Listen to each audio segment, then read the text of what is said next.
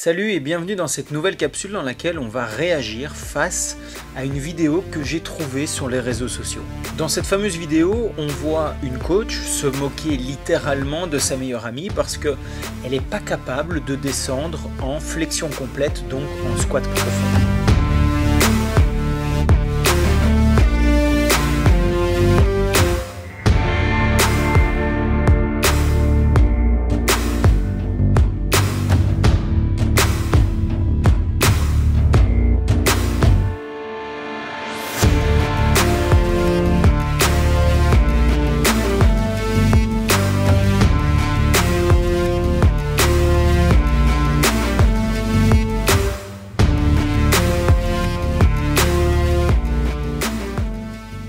Comme elle le dit si bien, elle est bloquée, elle n'arrive pas à descendre de manière profonde.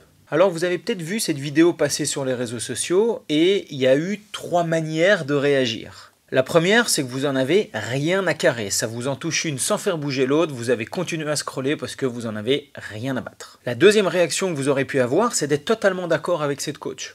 À savoir que c'est un scandale aujourd'hui de ne pas pouvoir descendre en squat profond et donc il faut absolument travailler sa mobilité de cheville, sa mobilité de hanche pour qu'elle y arrive.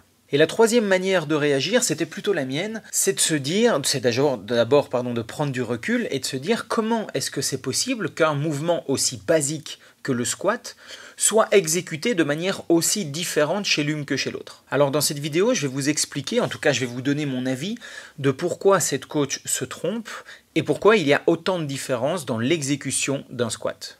Alors attention, l'objectif de cette vidéo n'est pas de me moquer à mon tour de cette coach.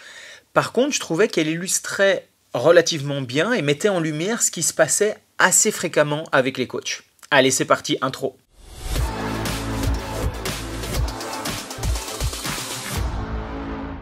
Alors pour commencer, petit disclaimer, je sais très bien que c'est une vidéo qui a été récupérée des réseaux sociaux et que probablement c'est une mise en scène ou c'est un fait, ça illustre pas la réalité. Cependant, le contenu de la vidéo illustre plutôt bien ce qui se passe dans les salles de fitness, dans les salles de personal training et elle illustre bien la problématique que certains coachs rencontrent ou que certains pratiquants rencontrent. C'est donc plutôt une bonne réalité de terrain. Parce que combien de fois je n'ai pas eu la discussion avec des coachs ou des pratiquants sur l'exécution ou sur la bonne exécution d'un mouvement spécifique. Et finalement, ce sont des discussions relativement stériles. Pourquoi ? Parce que très souvent, la réalité de chacun est complètement différente. L'objectif est différent, la situation de départ est différente, et c'est bien ça dont nous allons parler dans cette vidéo. En fait, pour moi, la principale erreur que les coachs font aujourd'hui, mais même certains pratiquants, je le vois encore la semaine passée dans les salles de fitness,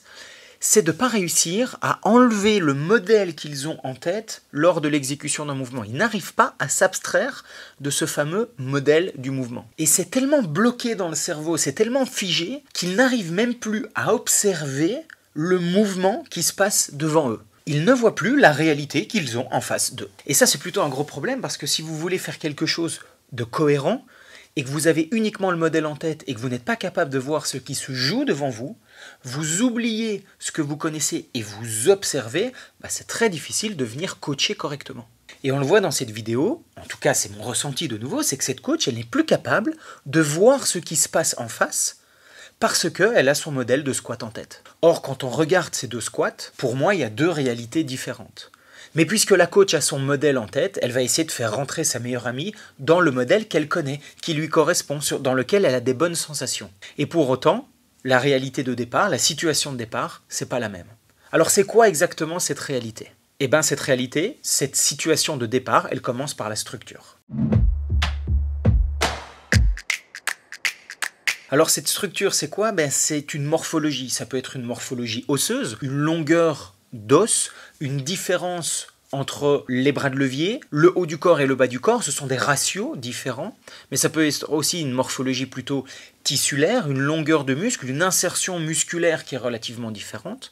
Ça peut être aussi une typologie de fibres musculaires avec une typologie plutôt rapide ou plutôt lente. Bref, cette structure osseuse ou tissulaire jusqu'à maintenant peut représenter cette première réalité. Mais dans ce cas précis, il n'y a pas trop de différence entre les structures. Dans les deux cas, on voit un bassin qui est plutôt haut perché, avec des longues jambes et puis un buste plutôt court. Ce qui oblige notamment toutes deux à faire un minimum de rotation externe pour pouvoir ouvrir un petit peu les hanches, placer les pieds vers l'extérieur, et puis surtout avoir un buste bien penché en avant parce que à cause de cette structure, elles se pèteraient la gueule toutes les deux en arrière. On pourrait même penser à une légère laxité du côté de la coach. On voit qu'elle présente une certaine mobilité, notamment autour des hanches, et puis surtout quand elle s'étire, on voit un récurvatum du genou, un genou qui vient dans le fond de l'articulation, même plus bas que la moyenne, et donc on peut penser à une certaine laxité. Mais je ne l'ai pas vu bouger, je ne l'ai pas testé, on n'a pas discuté ensemble, donc c'est très difficile d'affirmer qu'il y a une laxité, mais on peut y penser fortement. Donc deux morphologies plutôt semblables, deux structures plutôt semblables, si ce n'est qu'une a un peu plus de mobilité, la coach, notamment due à une présence de laxité potentielle. La deuxième réalité, la deuxième situation de départ, ce serait la présence de réflexes archaïques que toutes les deux pourraient avoir au moment du squat. Et les réflexes qui m'intéressent ici, ce sont plutôt ceux qui sont liés à l'équilibre et à la stabilité du corps. Quand on voit Sylvie descendre, oui, je vais appeler la meilleure amie Sylvie, ce sera beaucoup plus simple pour la compréhension de l'histoire.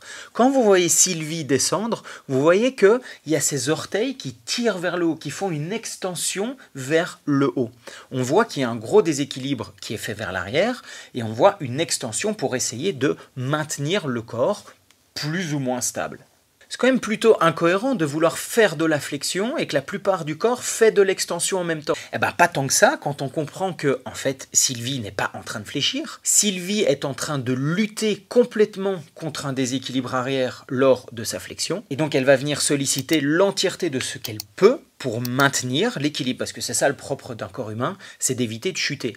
Il faut laisser le cerveau le plus éloigné du sol, et donc à partir de là, le corps il cherche toute solution pour éviter de tomber. Et là, en l'occurrence, on voit clairement que c'est le cas. Sylvie, elle fléchit, ou en tout cas elle tente de fléchir, gros déséquilibre arrière, extension de l'ensemble du corps pour éviter de tomber en arrière. Alors cette extension va lui permettre aussi d'activer les muscles tibiales antérieurs, qui sont à l'avant du tibia, et donc en les contractant, elle va pouvoir essayer de maintenir son corps vers l'avant. Si vous faites beaucoup de squats et que vous sentez énormément vos tibias antérieurs fonctionner, vos tibiales antérieurs qui sont douloureux, qui sont même durs pendant le squat, ça veut bien dire que vous êtes en train de tirer dans votre chaussure au maximum pour faire avancer vos genoux et avancer votre corps vers l'avant. Tout ça pour ne pas tomber en arrière. Parce qu'un squat, c'est bien basculer les masses vers l'arrière et vers le bas, mais vers l'arrière. Donc elle lutte déjà par une structure qui n'est pas optimale. Et en plus de ça, il y a potentiellement des réflexes d'extension qui vont l'aider à se stabiliser, mais qui en même temps n'acceptent plus le déséquilibre arrière, qui vont se réveiller et qui vont la mettre en extension complète lors d'un mouvement de flexion. De nouveau, c'est incohérent. Alors ces fameux réflexes d'extension, ils augmentent la rigidité, puisque c'est de l'extension, ils augmentent la rigidité de la chaîne postérieure. La chaîne postérieure, c'est bien l'ensemble des muscles qui sont situés à l'arrière de votre corps. Ils démarrent sous la voûte plantaire, ils remontent le long des tibias, ou plutôt des mollets, et puis ils terminent le long du dos et au sommet du crâne. Ça, c'est bien la chaîne postérieure. Une extension, c'est une rigidité ou une augmentation de la rigidité de la chaîne postérieure. Or, vous savez que la rigidité, c'est quand même l'opposé de la mobilité. Donc vous comprenez que ces réflexes d'extension qui placent de la rigidité dans son corps vont à l'opposé de la mobilité qu'on a besoin pour faire un squat. Donc dans un premier temps, elle a déjà une structure qui l'empêche de fléchir correctement. Alors elle pourrait tout à fait trouver le moyen de le faire. Si vous regardez les girafes qui boivent de l'eau, c'est parce qu'elles ont un bassin très haut perché, de longues jambes, comme Sylvie.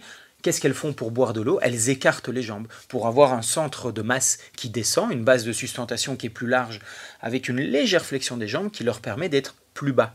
Sylvie pourrait faire la même chose, mais cela demande quand même de la mobilité pour pouvoir écarter un minimum les jambes. Or, je rappelle que Sylvie semble être relativement rigide, et donc de nouveau à l'opposé de la mobilité. Donc l'un et l'autre se nourrissent. La structure et les réflexes s'influencent eux-mêmes et empêchent Sylvie de descendre facilement. le dernier paramètre qui détermine votre situation de base, votre réalité, ce sont les préférences motrices. Ce sont les manières naturelles que vous avez de bouger. Et le laboratoire Volodalen a mis en avant deux grands types de manières de bouger, ceux qui préfèrent l'extension et ceux qui préfèrent la flexion. En science, on parle plutôt du modèle masse-ressort pour ceux qui préfèrent l'extension et le modèle de la poulie pour ceux qui préfèrent le modèle de la flexion. Et comme avant, je vais prendre des pincettes parce que je ne vais pas affirmer leur motricité juste en voyant 30 secondes de vidéo. Je ne les ai pas testés, je les ai juste observés, donc je vais me permettre quand même d'émettre une hypothèse. On peut ressentir chez la coach un certain ancrage dans le sol, beaucoup moins chez Sylvie. Chez la coach, on a des masses musculaires qui vont quand même permettre une certaine flexion, un certain ancrage dans le sol, avec un déplacement du centre de masse vers l'arrière. Qui plus est, sa laxité, son hyperlaxité ou son hypermobilité lui donne une facilité à fléchir dans le sol. Sylvie, elle a un peu plus de mal, comme si son centre de masse voulait rester plutôt aligné par rapport à ses pieds dans le sol, et sa chaîne d'extension, par sa structure, par ses réflexes, par ses préférences motrices, serait un peu plus rigide pour amener ici plus de dynamisme, plus de rebond vertical, et donc forcément moins de capacité de flexion et d'ancrage. Donc plutôt l'opposé de sa coach. Peut-être que vous avez déjà utilisé des bandes de flossing, c'est des bandes sur lesquelles vous allez venir entourer votre articulation pour faire certaines mobilisations, notamment autour du tendon. Et bien, si vous faites ça, vous venez verrouiller votre cheville.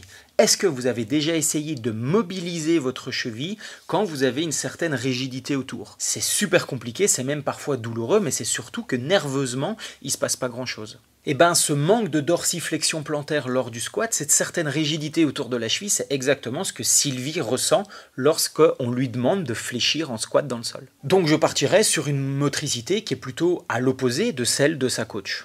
Volodelen a donné deux noms à ces manières de fonctionner. Le premier modèle en flexion, c'est ce qu'on va appeler un modèle terrien, et puis le modèle en extension, c'est ce qu'on va appeler le modèle aérien. Il semble donc que si j'observe cette vidéo, je me rends compte que j'ai deux motricités relativement différentes, une coach qui aime l'ancrage, et Sylvie, la meilleure amie, qui aime plutôt de l'extension. La coach qui s'ancre facilement et qui fléchit facilement, Sylvie qui lutte en permanence lors de sa flexion.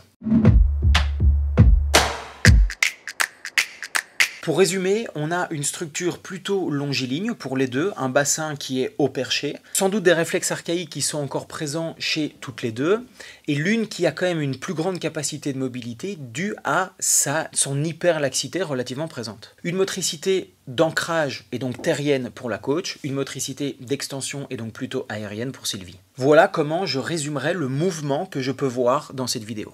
Donc d'un côté, on a de la mobilité accentuée par cette laxité, et de l'autre, on a une rigidité, somme toute plutôt justifiée pour Sylvie. Eh bien, on obtient tout simplement une efficience dans le même mouvement qui est très différente. Maintenant, est-ce que ça veut dire que Sylvie ne pourrait pas faire de squat? J'ai jamais dit ça, et menteurs seront ceux qui vont me faire dire le contraire. Maintenant que l'on sait ça, maintenant que l'on a la conscience de ces différences, eh bien, tout va dépendre de son objectif. Si un jour Sylvie veut squatter comme une haltérophile, eh bien oui, ça va être plutôt compliqué. Avec de l'entraînement, bien sûr, et du temps, elle va pouvoir y arriver. Mais à quel prix sur ses lombaires, sur ses chevilles, et finalement sur l'ensemble de sa chaîne postérieure? Ça, c'est une question qui est extrêmement délicate, et je ne peux pas vous dire ce qui va se passer, parce que je ne vois pas l'avenir, j'ai pas de boule de cristal. Mais ce dont je suis sûr, c'est que ça va prendre énormément de temps pour y arriver. Pourquoi? Parce qu'elle a une structure qui est définie et qui ne va pas pouvoir bouger, mais elle a également des réflexes qui sont présents parce qu'il y a une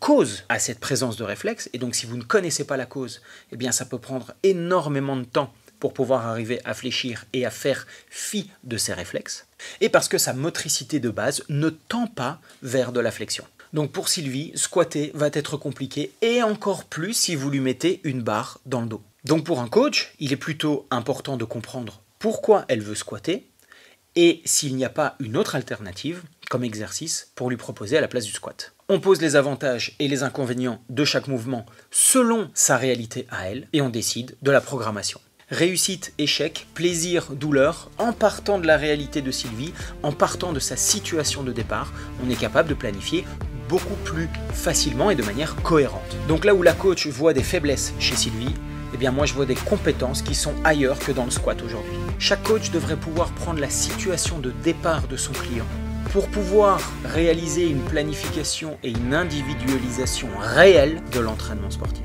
Je te laisse sur ces belles paroles et je te dis à la semaine prochaine dans une nouvelle vidéo. Si le contenu t'a plu, n'hésite pas à liker et à me laisser en commentaire. Ça soutient la chaîne et mon travail et ça me donne de l'énergie pour continuer. Prends bien soin de toi. Ciao.